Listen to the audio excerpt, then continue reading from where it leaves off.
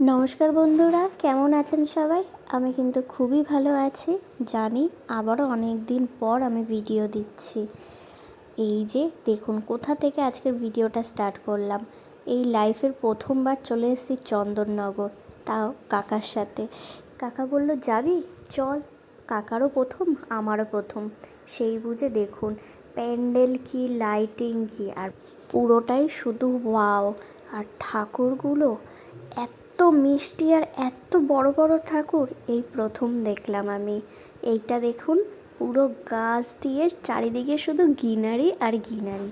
এইটা চলে এসেছিলাম আমাদের পাড়ার জগদ্ধাত্রী পুজো, আমাদের নিজ পাড়ার সামনে মণ্ডপে ঠাকুর আনতে গেছিলাম।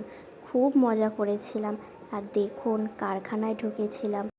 এটা পরবর্তী দিন সকালবেলা ঠাকুরমশাইয়ের পাশে বসে একদম নবমী পুজো করছিলাম, মন ভরে মাকে ডাকছিলাম।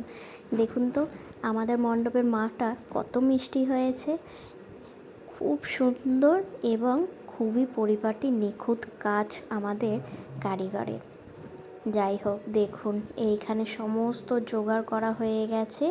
জোগাড় ঠোগাড় সমস্ত কিছু করে তারপর বেশ অনেকক্ষণ ধরে পুজো চললো, অনেকক্ষণ আমরা অঞ্জলি দিলাম। তারপর দেখুন মা কিছুতেই একে পাওয়া যাচ্ছিল না, তাই ঠিক মতো ছবি তোলা যাচ্ছিল না। এটা সন্ধ্যাবেলা চলে এসেছিলাম, খুব সুন্দর করে মার ছবিগুলো নিচ্ছিলাম। দেখুন কত সুন্দর হয়েছে।